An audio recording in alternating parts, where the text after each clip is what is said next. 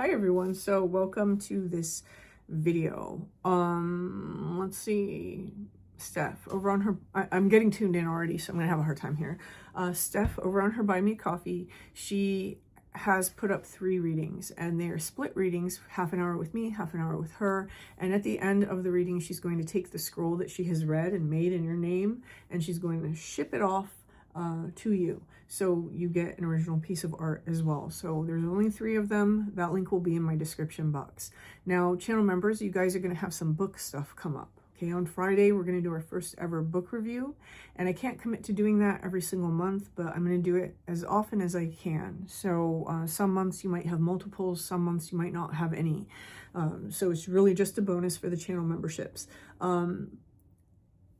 On Sunday, you're going to have the first part of the 5-book series. The 5-book series is much more geared towards reading material to help you get established in Western occultism and magic, and the book reviews are going to cover a broad range of topics. However, in that first video on Sunday, I mentioned a book that is so good that I gave it its entire book review of its own. So that's the one that's posting on Friday. For those of you who are curious what that book is, it's The Magician's Companion by Bill Whitcomb. And just to tell you about it briefly, just because I think it's that good, and I think everyone should have this book if they're, especially if you're starting out learning about the occult and magic. This is a book that I always used as a correspondence to look up information and cross-reference things. But he lists reading material at the end of each section and in other places as well, and it's just so thorough and so systematic that had someone handed this to me in the beginning of my journey and said just read this and read the suggested reading material, I would have come out probably 98% more educated than most serious occultists out there. Like, this is really good. It's really good. So pick yourself up a copy somewhere. I will go ahead and put a link down in the description box. I am an Amazon affiliate, so if you do click that link and purchase this through that link, a small portion of that revenue will go to me and support this channel. So you can do it that way if you want. Okay. I think that's it. I think that's it. All right, let's go ahead and let's get into this. I'm going to go ahead and tap in more. Taking a step aside.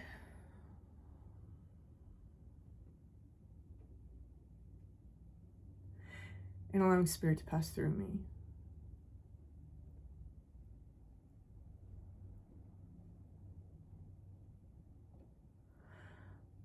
Opening up to receive information.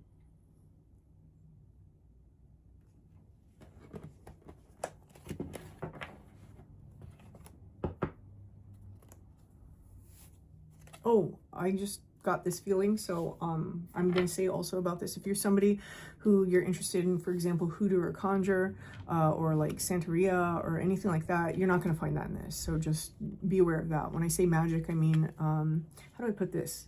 Dead white guys. It's Western ceremonial based, I guess, which is why it's The Magician's Companion. Okay, dead white guys. All right, let's see. Sorry. All right.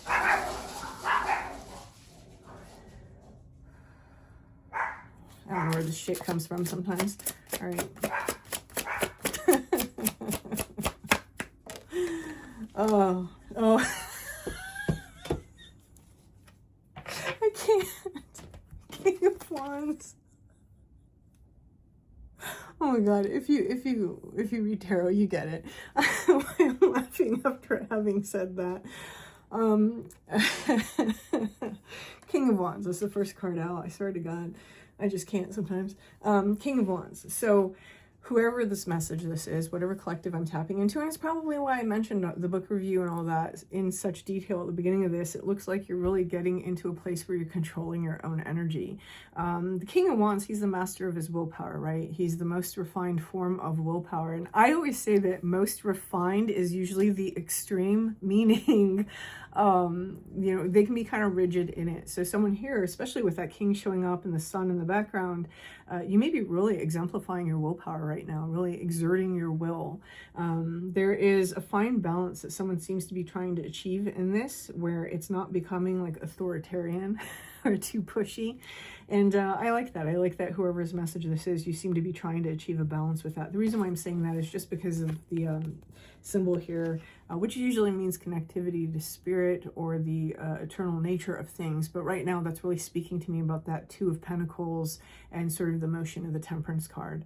So I also think that someone here, you've really been getting in tune with like your animal spirits, quite possibly working with like a power animal or animal medicine of some kind, okay?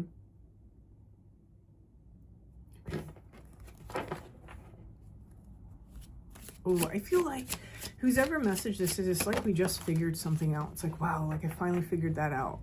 There's almost a sense of relief that's coming to me in this card. And what we figured out here is something about blocking or stopping something. So this kind of reminds me of the energy I would expect to see from someone who really resonated with yesterday's reading and started to apply that to their own energy. So some of you may have watched yesterday's reading for a wounded empath, and maybe that really stood out to you. But it doesn't have to be that you resonated with yesterday's. It's just kind of giving me that vibe. Here what we have is the Two of Swords. And usually when we have the Two of Swords, it's interesting because its meaning has changed over time. Early on in the 1900s, when writers would write about it, they would talk about this being the card of passage, that, you know, it allowed someone to pass without making judgment. And that's why the woman traditionally on the Arthur Edward Waite, Pamela Smith version is blindfolded, even though she's holding these swords. So she can't strike you, right? She can't see you. She's letting you pass. How this has changed is now when we read this, we really read this as like stopping something or putting up boundaries or blocking someone from communicating, like the way is closed, right? And this is kind of swinging me into both directions. So for some of you, you're taking your willpower and you're allowing things to be. You've accepted something. For others of you, you're taking your willpower and controlling it in order to protect yourself or block something off. Okay. The bottom of the deck is Justice. Again, that theme of balance coming in. And balance can be either blocking or allowing, depending on what it is that you struggled with before. If you're someone who always had to exert control in some way, you might be finding that you're allowing yourself to accept something or allowing things to be. If you're somebody who allowed too much, you might be finding that you're putting a stop to that, okay?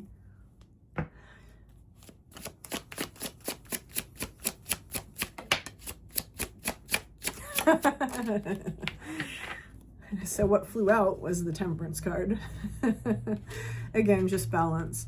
I almost feel like that's just really confirming something to somebody. Fire is a very important element right now for someone. If you aren't working with fire and you are somebody who's working through that balance, maybe doing like a candle ritual where you just light a candle. And if you're someone who prays, you can pray with the candle lit, understanding that that candle is really amplifying your connection to spirit. That's what the element of fire does. And you can also, you know, burn little papers of like things that you want to release and allow that to symbolically really sink into your subconscious mind, because it will change if you allow it to. It will change how you show up. Here what we have is we have the King of Swords. This is something inside of our mind state has changed, and we're taking control of some way that we used to think. So there may be a belief system that we're trying to balance out. For example, maybe you've recently realized that you have really negative self-talk and you're starting to balance that within yourself. Maybe you're somebody who has realized that you have some belief structures that keep causing you to leak energy someplace. Usually these are things that are really resultant inside of our foundation. That's one reason why the Three of Pentacles is showing up here on the bottom of the deck in opposition to that King of Swords. When we have these types of beliefs that we really have to master, they usually are beliefs that we adopted very young, or they're things that are built into the fabric of the way that we think now due to circumstances inside of our life. This is probably something that was hidden from you for a very long time. And for many of you, this is going to be either a way that we withheld our energy or a way that we gave too much. Okay, we have the Six of Pentacles here. So in the Six of Pentacles, traditionally, you have two beggars and they're receiving a handout from someone. And I'm not really getting that that's the point of view. I'm getting that it can be alternated. So for some of you, you're the one that would just give when you had. and others of you, you would take what people would give you, right? So you can choose to see that however you want to inside your own story. What I'm seeing here is we're getting the Queen of Swords next, and the Queen of Swords is really showing me that someone is understanding how to be empathetic while also holding their line. So the Queen of Swords is interesting, and I love that she shows up here with the King of Swords on the other side of the moon. The reason why is because one of the ways to think of the Queen of Swords is that she's ruling the kingdom as the King of Swords is off to battle. Sometimes she's known as the Widow of the Tarot.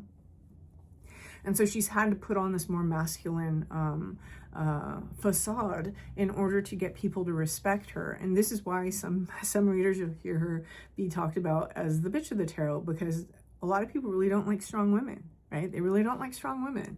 And if a woman is too masculine, then we tend to label her some derogatory terms. And the Queen of Swords, luckily, doesn't care. She doesn't care. And her mind has transformed from caring about petty things to suddenly she has her mind open and she understands that there's bigger things at play. There's bigger things to worry about. So whatever it is that someone has recently worked through, you may be thinking of these things, these beliefs, these dynamics that you used to experience as, wow, that's an old version of myself and I was really playing small, right? I was caring about things and what people think and how much they gave me and all these other things, when the reality was, I'm a big girl now. I'm a big boy now. I can give those things to myself. I can do this for myself. I don't require their attention. They require mine. No, just joking. Oh my God. The sass. The sass. Oh my God. Somebody's feeling pretty sassy here. Somebody's feeling pretty sassy here. Like, I don't have to take this anymore. And so just be careful with that energy. Remember to keep it in balance. And I think that that is what someone's working through here. Here with the Hangman, there is a perspective shift. There's something that's been illuminated here to whoever this message is for. And this is definitely something that's been illuminated for some of you within the inner child spaces when we have the Page of Cups, Page of Children. But the Page of Cups can also be small emotional new beginnings, an illumination that a new beginning needs to happen emotionally. It's almost like I would expect to see this when someone has the realization of, I have to do this for myself because no one else is going to do it. Or I have to make myself happy and figure out how to do that because no one else is able to help me, right? It's that kind of energy. Ace of Swords, clarity, cutting through things, speaking your mind, speaking your truth. Let's see, what else? Ace of Swords is also speaking to me about insights, inspiration, and incoming communication. So for some of you, there's some sort of inspiration that you either received or that you may receive soon that is really going to help you kind of, oh, you know what it feels like? It feels like we've gotten a thing. We've had this perspective shift. We've had our eyes open in some way. We're implementing some sort of change, but it has yet to truly solidify into being final. And that's the clarity that's coming. That's something that's coming with the Ace of Swords.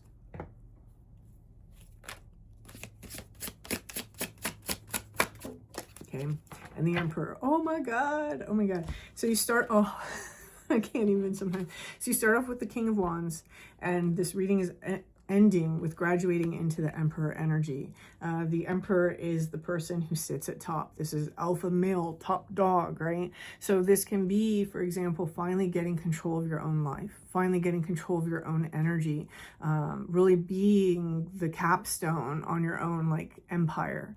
And I like this. I really like this.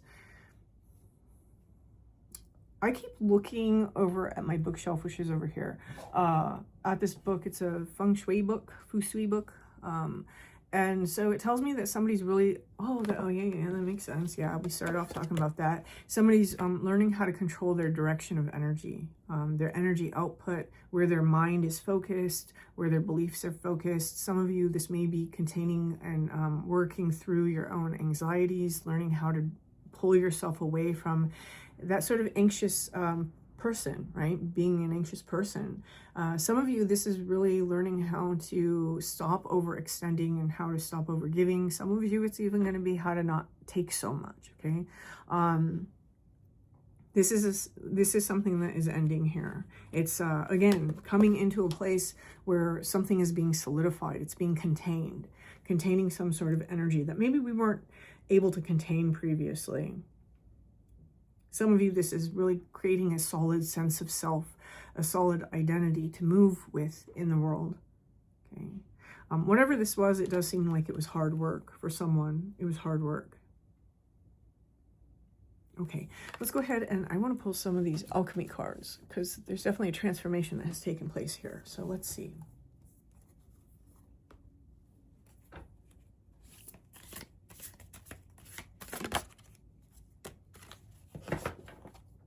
In the bottom, I heard, okay.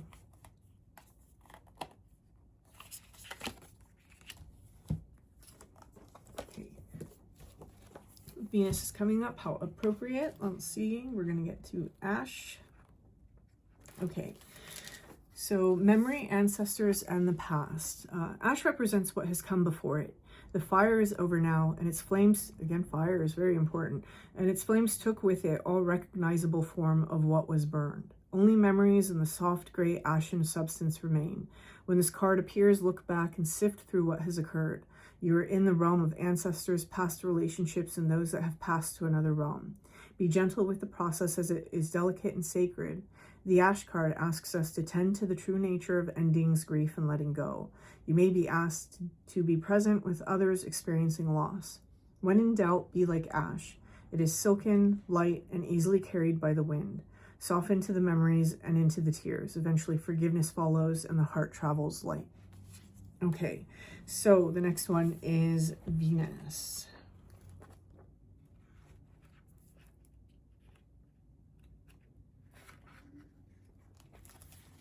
Pleasure, eros, and beauty.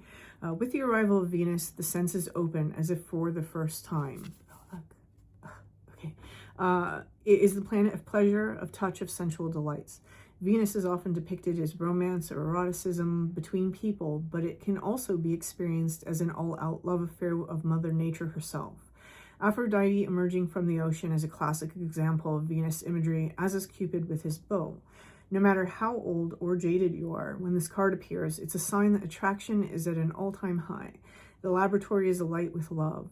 You may be in love with the work, with the materials, with another person, or with the world itself. Seeing beauty in small moments is a sign Venus is in balance, an obligatory reminder that pleasure and pain are usually found intertwined. Okay, so let's see. Okay, let's get one more oracle card over here.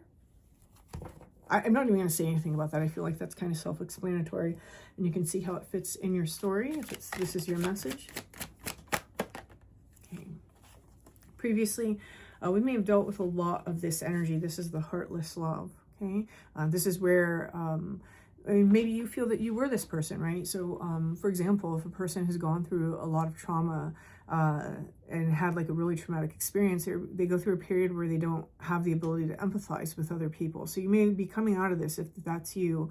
For others of you, this is really people in your past that, you know, were either avoidant or you just weren't able to receive love due to different circumstances, right? Different situations inside of your life.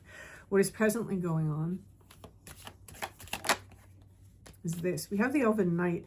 For me, the Elven Knight, and I believe that it's this way in the card as well, it really represents a transition. It's like a passage. And I feel that someone here, like I said, things have already started to change. We're implementing certain steps, and there's something here that we're seeking after. That's what the Knight does, right?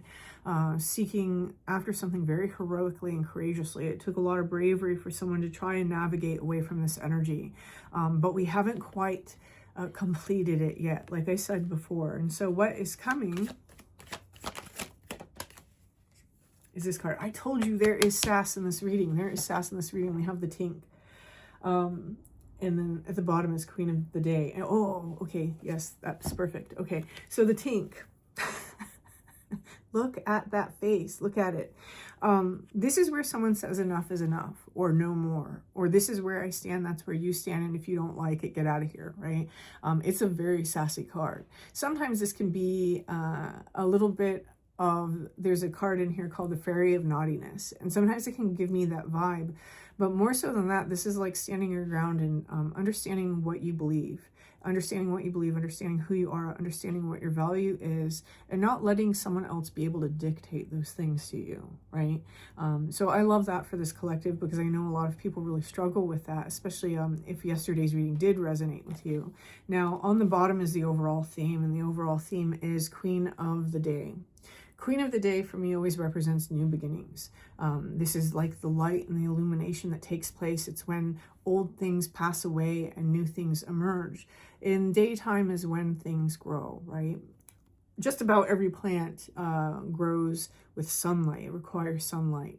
And there is something here that's saying that someone has received recent illumination of some kind that is going to cause them to grow exponentially. It's something that's required for you to get kind of to the next phase of your life, or the next level within your life. Her eyes are closed, which always tells me that there is something here that is happening inside. So again, that's bringing me back to the Swords energy of beliefs and thoughts. And I do think there's a lot happening in the feeling space, but the highlight of this reading does seem to be something within the way that we think, okay? Our energy in the way that we think. So I'm gonna leave this here. If this resonates for you, please hit that like button. Feel free to leave a comment, and until next time.